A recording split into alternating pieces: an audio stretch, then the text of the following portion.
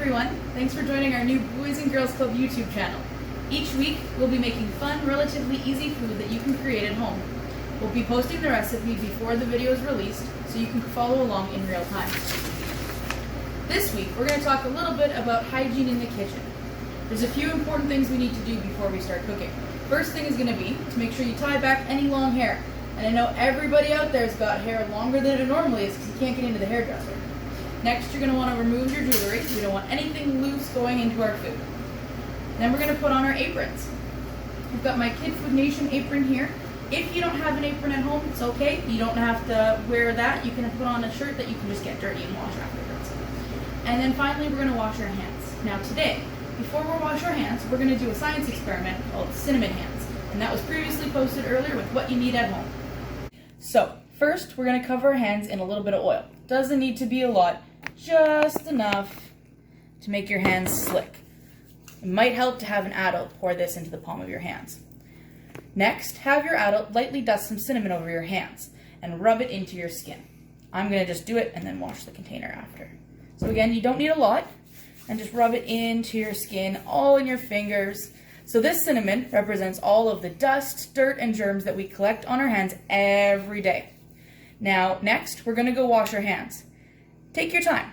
Try and get every little bit of cinnamon off. This may take some time. This also represents all the dust and germs that we need to get off of our hands every time we wash them. And it might not be as easy, so I'll be right back.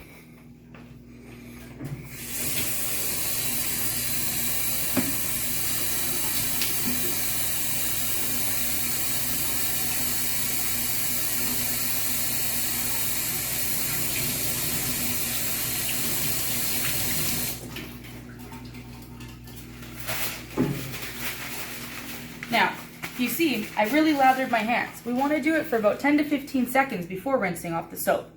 Now, check your hands. Do you still see any specks of cinnamon under your fingernails or between your fingers?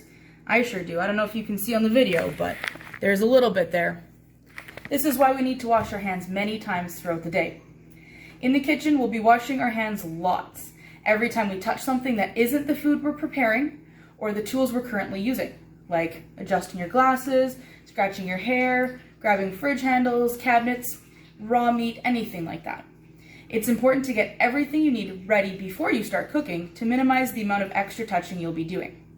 If you have to question, should I wash my hands? You probably need to do it. That's all for today's video. Thanks for joining me. In our next video, we'll be making applesauce pancakes. The recipe and instructions will be posted on Facebook and along with the video, so you can get everything ready before we start and you can follow along. See you next time. Bye.